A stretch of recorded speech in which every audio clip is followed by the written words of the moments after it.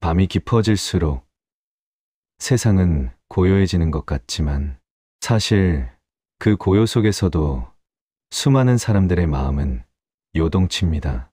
누군가는 후회를 삼키고 누군가는 분노를 곱씹고 또 누군가는 오늘 하루 속에서 누구를 멀리해야 할지를 조용히 계산하고 있지요. 불교에서는 사람을 가까이 하는 일도 수행의 일부라 말합니다. 그러나 아무나 가까이해서는 안 됩니다. 연꽃이 진흙 속에서 피어나지만 모든 진흙에서 꽃이 피는 것은 아닙니다. 때로는 진흙 속 독이 뿌리를 썩게 합니다. 오늘은 그 독이 되는 사람들을 이야기하려 합니다. 그리고 왜 그 사람들과 거리를 두어야 하는지 직설적으로 말씀드리겠습니다. 미국 뉴욕의 한 회계사 로버트의 이야기입니다. 그는 항상 웃는 얼굴로 동료들을 대했습니다. 처음에는 모두 그를 좋아했지요. 하지만 시간이 지날수록 그의 말과 행동이 맞지 않다는 것을 깨닫게 되었습니다. 프로젝트의 성과를 자기 것인 양 꾸며내고 실수를 남 탓으로 돌렸습니다. 그의 거짓은 작은 흠집처럼 보였지만 팀 전체의 신뢰를 무너뜨렸습니다. 불교에서는 망어와 유를 큰 죄 중 하나로 말합니다. 거짓말은 단순한 말의 왜곡이 아니라 마음을 부패시키는 독입니다. 거짓을 입에 담는 사람과 가까이 있으면 그 독이 스며들어 나 역시 거짓에 무뎌집니다. 처음엔 저 정도는 괜찮겠지 하다가 어느새 거짓을 묵인하고 방조하게 됩니다.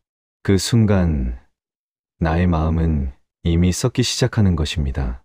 한국의 작은 마을에서 살던 영숙 씨는 늘 사람들의 뒷담화를 즐겼습니다. 누가 실패했다는 소식을 들으면 눈빛이 반짝였고 이웃의 집에 불이 났을 때도 안타까워하기보다 그래서 내가 그 집이 문제라 했잖아 하며 뒷말을 돌렸습니다. 이런 사람은 겉으로는 친절해 보여도 속으로는 당신의 불행을 기다리고 있습니다. 당신이 잘못하길, 넘어지길, 그 소식을 자기 입으로 전하길 원합니다. 불교에서는 질투와 증오가 함께 있을 때 마음이 가장 추해진다고 합니다. 그 마음은 물이 썩어가는 것과 같아 곁에 있는 사람까지 악취에 젖게 합니다. 인도에서 만난 한 청년, 아룬. 그는 처음엔 배움에 열정적인 학생이었습니다. 하지만 시간이 지날수록 그는 남의 도움을 당연하게 여기고 자신이 노력해야 할 자리마저 타인의 에너지로 채우려 했습니다.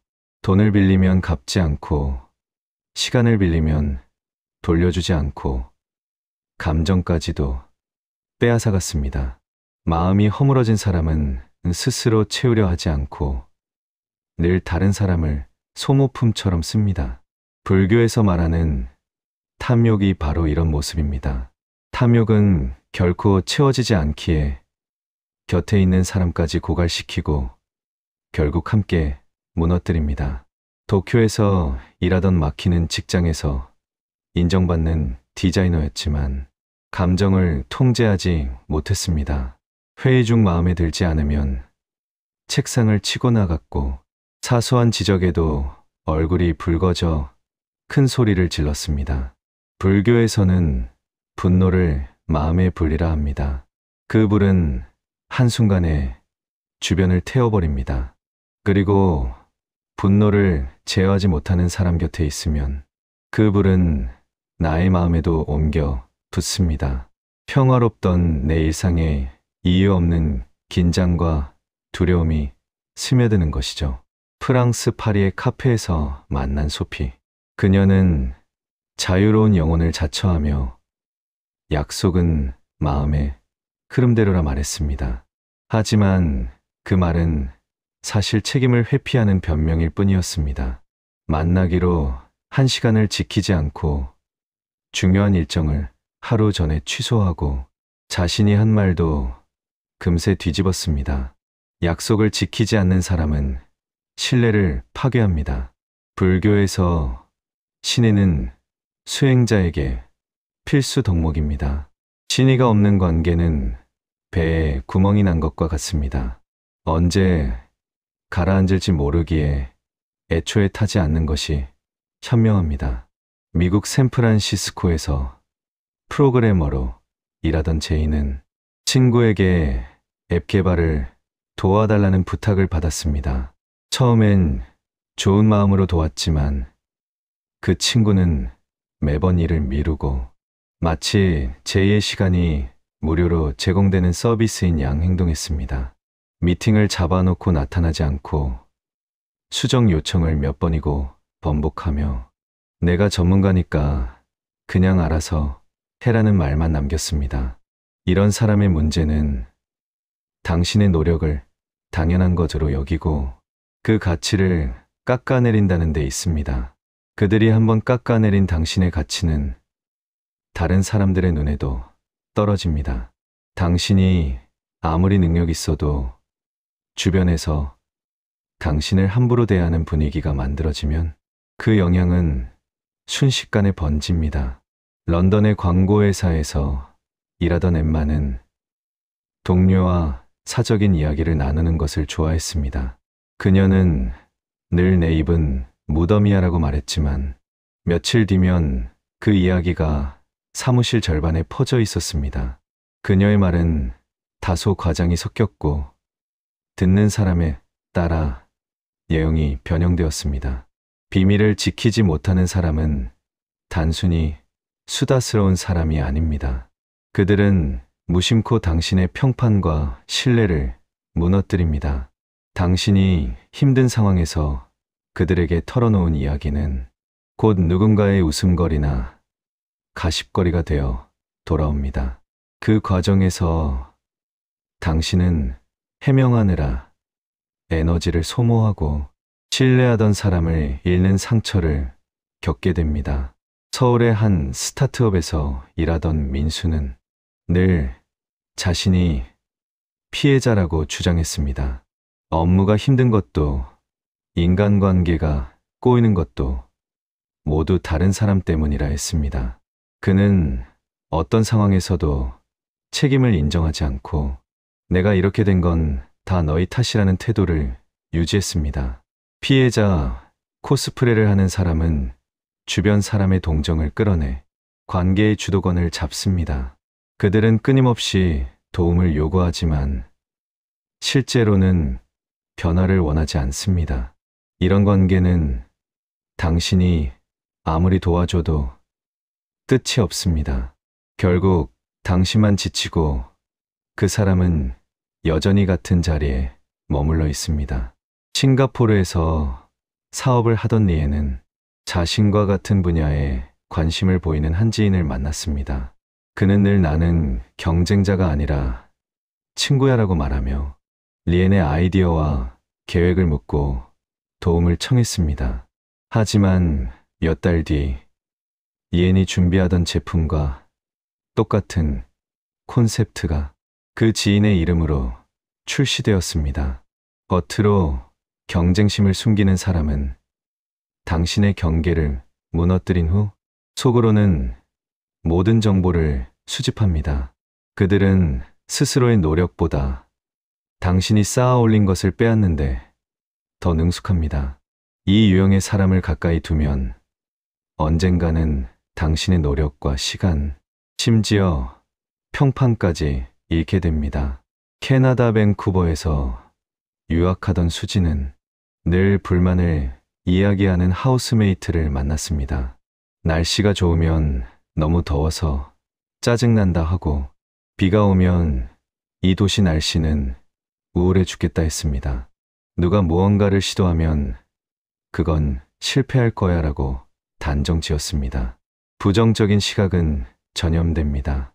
옆에서 계속 그런 말을 듣다 보면 당신의 시야까지 어두워지고 새로운 시도를 두려워하게 됩니다. 삶을 변화시키는 데 필요한 용기와 에너지를 갉아먹는 것이죠. 호주 멜버른의 한동호회에서 만난 제이크는 늘 자신이 원하는 방향으로 이야기를 이끌어갔습니다. 그는 말끝마다 내가 그렇게 말했잖아라고 주장하며 상황을 자신에게 유리하게 만들기 위해 대화를 비틀었습니다. 상황 조작형 사람은 갈등의 원인을 교묘하게 바꾸고 사실을 왜곡해 책임을 면합니다. 그들은 논리보다 분위기와 감정 조작에 능숙하며 당신을 죄책감에 빠뜨린 뒤 주도권을 쥡니다. 그 순간부터 당신의 선택은 그들의 의도에 따라 움직이게 됩니다. 베를린에서 유학 중이던 안나는 학교 첫날 도움을 준 동급생에게 마음속으로 늘 고마움을 느꼈습니다. 그는 기숙사 짐 옮기는 것을 도와주고 행정 절차를 알려줬죠. 그런데 시간이 지날수록 그의 부탁은 점점 커졌습니다.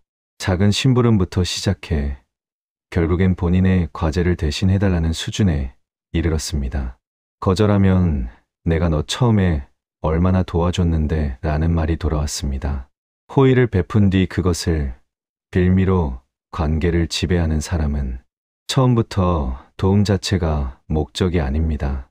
그들의 진짜 목적은 빚을 만들어 당신을 붙잡아 두는 것입니다. 이 관계에서 당신은 늘 갚아야 할 사람이 되고 그 빚은 절대 끝나지 않습니다. 브라질 상파울루에서 한 레스토랑을 운영하던 카를로스는 파트너와 함께 사업을 시작했습니다. 하지만 매출이 떨어지자 파트너는 모든 탓을 카를로스에게 돌렸습니다. 재고 관리, 마케팅, 심지어 날씨 탓까지도 그가 한 결정 때문이라 주장했죠. 문제 해결보다 책임을 떠넘기는 데 더 많은 시간을 썼습니다. 책임 전가형 사람은 문제가 생겼을 때 당신을 방패로 씁니다.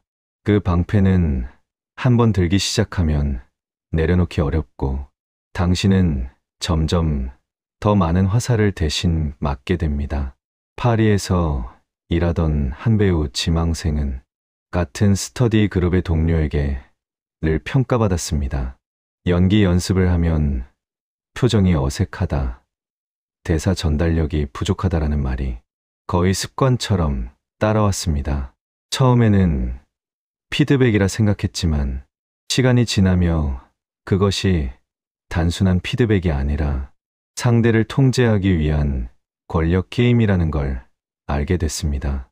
끊임없는 평가는 상대의 자신감을 갉아먹습니다. 그들은 마치 당신을 향한 거울처럼 보이지만 사실 그 거울은 왜곡되어 있습니다. 그 왜곡된 거울을 오래 들여다보면 당신은 자신을 있는 그대로 보지 못하게 됩니다. 토론토에서 직장 생활을 하던 수연은 상사와의 관계가 좋았습니다. 하지만 그 상사는 종종 내가 너 잘 챙겨주잖아라는 말을 하며 원치 않는 부탁을 들어주길 요구했습니다. 거절하면 표정이 굳고 회식이나 중요한 자리에서 그녀를 배제했습니다. 이 유형의 사람은 관계 자체를 협박의 수단으로 씁니다. 친밀함을 무기로 삼아 당신이 자유롭게 선택할 권리를 빼앗습니다. 결국 당신은 그 관계를 유지하기 위해 스스로를 희생하게 됩니다. 뉴델리에서 여행 중 만난 한 지인은 처음 만난 지 하루 만에 깊은 사생활을 물어왔습니다. 주소, 가족관계, 연애사까지 캐물었죠. 거절하면 왜 이렇게 예민해 라며 불쾌한 반응을 보였습니다. 경계선을 무시하는 사람은 당신의 안전지대를 허락하지 않습니다. 그들이 만든 가까움은 진정한 친밀감이 아니라 당신을 통제하기 위한 침범입니다. 이스탄불의 한 프로젝트 팀에서 일하던 레일라는 동료가 사람에 따라 말투와 태도가 완전히 달라지는 것을 보았습니다. 상사 앞에서는 겸손하고 성실한 척했지만 동료들 앞에서는 비난과 조롱을 서슴지 않았습니다. 그는 관계를 위계와 이익에 맞춰 조립하는 사람이었습니다. 이런 사람은 신뢰할 수 없습니다. 그들의 웃음은 상황에 따라 만들어진 가면이기에 언제든 당신을 향해 바뀔 수 있습니다. 해로운 사람은 처음부터 독을 뿌리지 않습니다. 그들은 천천히 스며들어 당신의 경계와 자존심을 무너뜨립니다. 그리고 어느 순간 당신이 그들을 필요로 하게 만든 뒤 모든 것을 장악합니다. 멀리하라는 말은 미워하라는 뜻이 아닙니다. 그저 당신의 삶을 지키라는 경고입니다. 인간관계는 한정된 에너지와 시간을 쓰는 투자입니다. 그 투자가 무너지는 조짐이 보이면 미련 없이 손을 떼야 합니다.